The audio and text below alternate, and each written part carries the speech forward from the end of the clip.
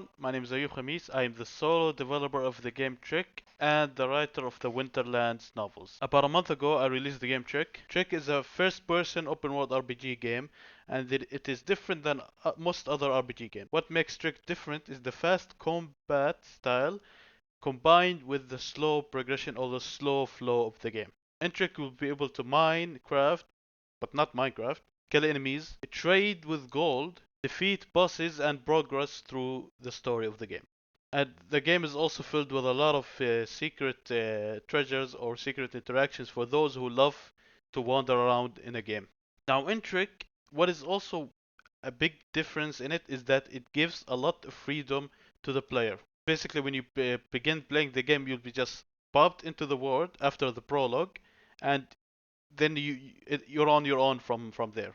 And so the game can be played in many ways. The quests can be done in many orders. There is no linear order for the quests, and it basically can be beaten in countless ways. Now, this guide is for the people who are not comfortable with too much freedom, or they don't know what to do with too much freedom, and they feel lost if they have too much freedom in the game and they don't know what to do, where to go, what to craft. And this guide is for these players.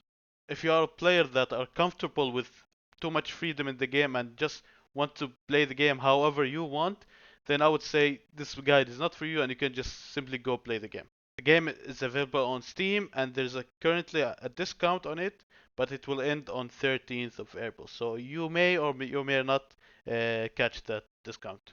First of all, the story. The story of the game is not very direct and it's not yet completed as well. The story of the game is the aftermath of the day the sky came crashing down. In that event, the main character Vero lost his family and he's seeking revenge against the one behind it all. In the game, the story is not directly told and it's in bits and pieces, and the player needs to travel around the world, explore the world, for him to understand the story more. There will be scrolls around the world scattered around telling you the backstory or what happened after the day the sky came crashing down.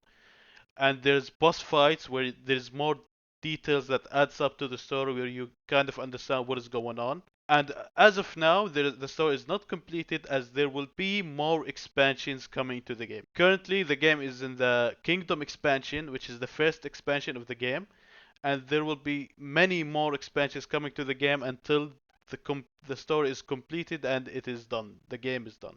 Okay, starting out. After the prologue, the player is suddenly spawned into the world, and then he's on his own from there. There is a quest tracker automatically enabled in the game. It will tell you to do the quests by order. If you do not wish to do the quest by order, you can simply press N to turn off the quest tracker, or you can go to the quests menu and turn it off from there. First thing to do after finishing the first two quests, which is the first step and consumables, now you have to start planning out your game. Now, what you want to do first is to open the quest and then plan out what quest you want to do first. You either want to follow the order which is put in, and it is recommended to do it that way because it makes you progress in the story in a linear way, so you don't so you take things more slowly. Or you wish to skip some of the quests and want to do them later. Now, if you are new to these kind of games, I would suggest to do the recommended order so you can slowly take in the game and just figure out how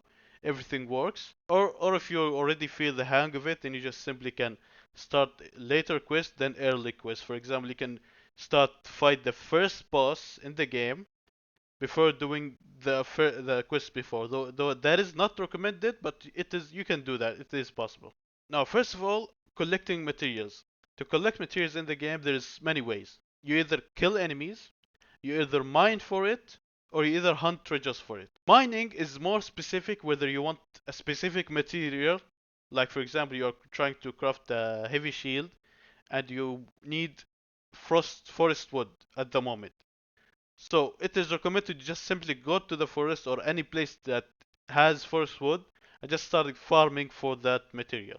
But if you're trying to farm materials not specifically, then treasure hunting is better because treasures give you a lot of materials at once, and it also gives you one of the epic materials in the game, either a platinum or a black steel. Killing enemies is also good for collecting material, whether you want to collect material or not. Because if you want to do a quest where you have to kill enemies, you get the quest done at the same time you collect good materials. And killing enemies sometimes is better than mining. For example, if you want a specific material, for example, if you're hunting for toad shrooms, it is easier to kill a monkey shaman or a greenback scorpion than to go hunt for the shrooms. And not to mention the map, which is also one of the most important things in the game, because it tells you almost everything in the game. It tells you where are the bosses, where are the quests, where are the materials, where are the treasures. It's all there. So I would say pay attention to your map. Although I have designed my map not to have a player marker, but the player has to know his surroundings and know where he is by just his surroundings. So there is a compass to also help him on that. So I really want the player to actually think even when he's trying to travel around, because the game is called Trick, which means a journey on footsteps. I had to wear some glasses so I can look more intelligent. Okay, fighting your first boss. I would recommend the first boss you want to fight is the mountain beast. If you did not gather around enough treasures to get 10 black steel, if you fight the first boss, the mountain beast, he would be able to give you 10 black steel. So that's the most important step in the game. Because once you get the 10 black steel and once you craft your first epic weapon, which is the mountain's heart, then after that life just becomes easy. In the world, it is split into two parts. The first part, which is the square you are spawned into, which has three bosses, that's like the beginning part of the game. That's like basically the tutorial of the game.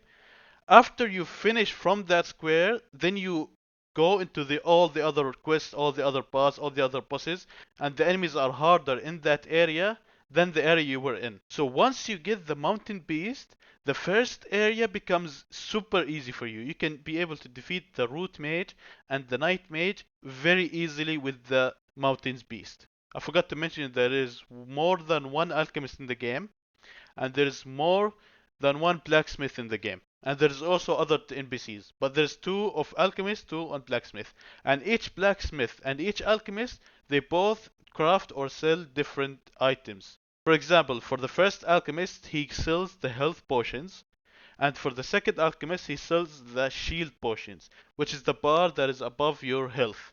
And the same goes for the blacksmith. He crafts different epic items, and the secondary crafts different epic items and one legendary item at the moment. Leveling up is very important in the game because you gain more max health, more max shield, and your damage gets higher by 1% each time you level up. For example, let's say your level is 20, automatically your overall damage is increased by 20%. So leveling up is very important in the game, and it also helps you in the late game as well. So once you craft the mountain's heart and you finish the root mage, and then after you finish the root mage, he gives you a light stone, which you can craft nature's force. Now the thing is about the locations and the epic weapons. They are good for specified moments. For example, the mountain's heart and the nature's force, they are a very strong combo together. Both weapons are made for group fights. If you use these weapons against one boss, then they wouldn't be as much of a use because their passive are activated when you kill an enemy. So it is unique for each weapon, and there is different type of damage. There is attack damage, there is heavy attack damage, and there is arrow damage, and there is magic damage. Each weapon is different than the other. Each damage is different than the other. So once you kill the Night Mage, the portal will open and you'll be able to access the Lost Sword. Now, once you get the Lost Sword, which is the first legendary weapon in the game, then that area would almost be nothing for you. Then you'll be able to fight almost any enemy in the game.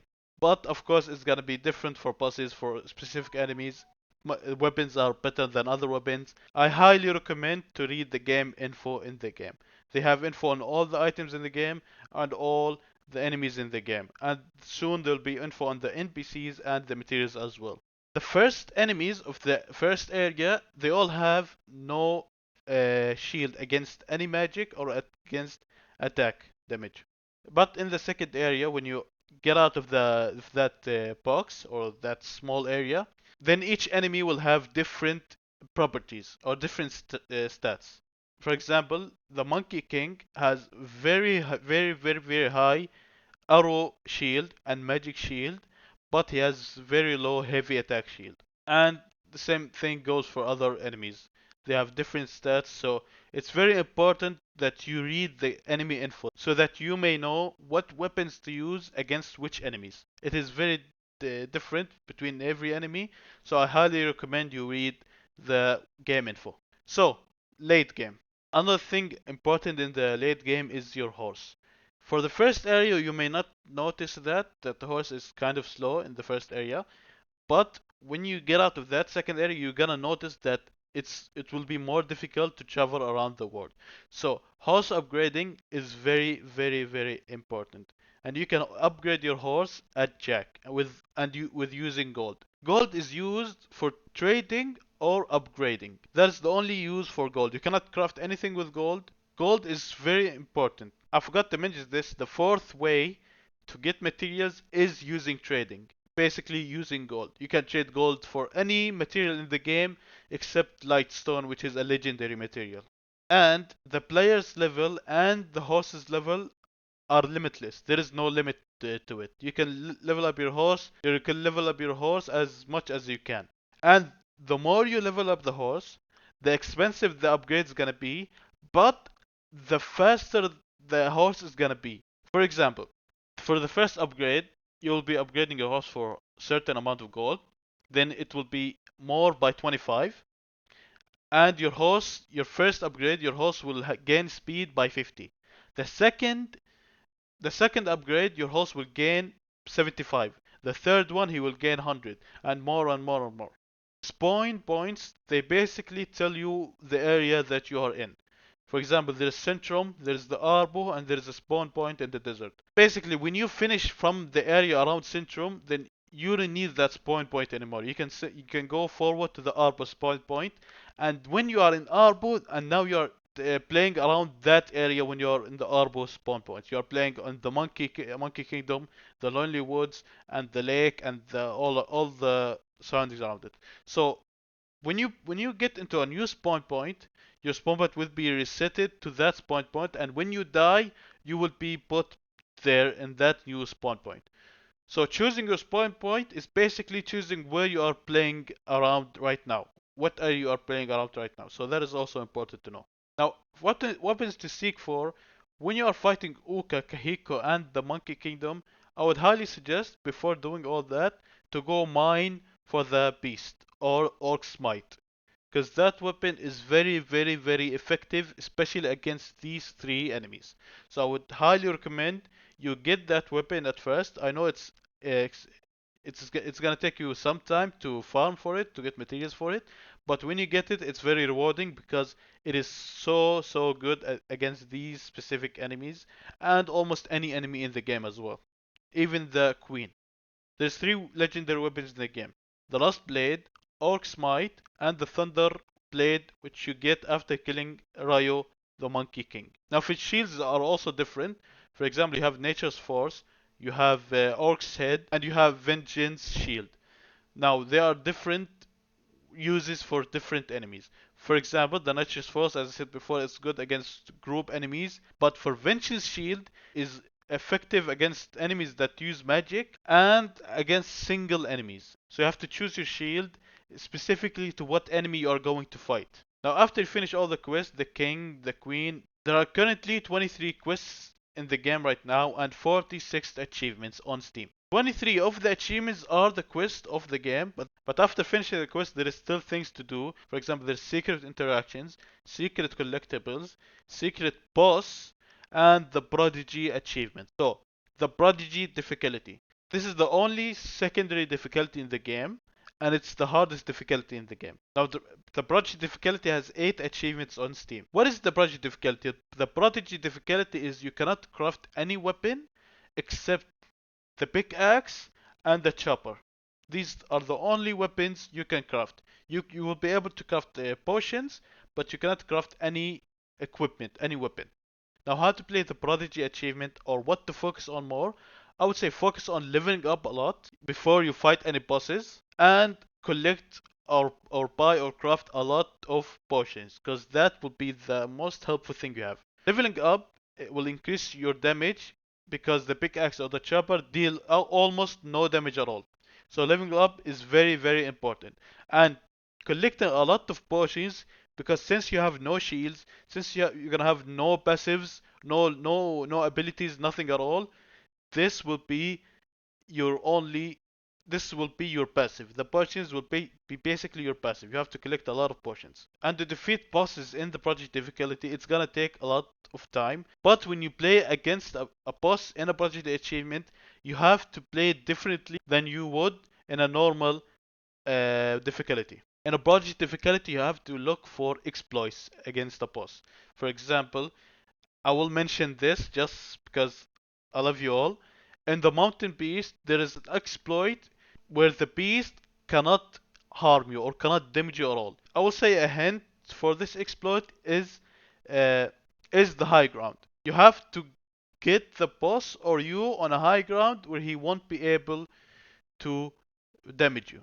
Now, for other bosses, you have to find these exploits by your own. So I bid you good luck on this because it's very difficult. The project difficulty it's super difficult. Now, one of the new things I put in the game, one of the important things in the game is the quick menu. The quick menu allows you to put two weapons, one shield, two potions in it, and you can dynamically change between weapons in that quick menu. At first, you may not realize how good it is, but when you get two legendary weapons, it is super useful because you can create a lot of combos between these weapons. Because legendary weapons, they have abilities. You can use an ability on the first weapon, then switch, use the other ability, then switch and use, and you can create many combos using the quick menu. So it is very important, but it is hard to get used to at first, but later on it becomes very very easy. Now that was the guide for the game. Of course, that guide is not very straightforward because I do still want the player to explore the game on his own.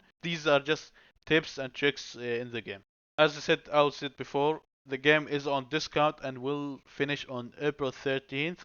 I don't know if you're gonna make it or not, but if you do, I ask for one thing: your honest opinion on the game and your feedback. Because that is truly what matters to me. I want this game to be perfect. I want this game to be better. Because I still have a lot of plans for this game. This game is not over. There is so many expansions coming to the game, and I would love your honest opinion or feedback. There's three ways to give me your feedback on the game. Either by Steam review or a post on the community hub if you ever have questions, or there's a button in the game itself where you can either report a bug or you can report a feedback. Anyway, it's fine for me. I just want to hear your feedback and your honest opinion on the game. But for now, I hope you enjoy and peace out, 8 out.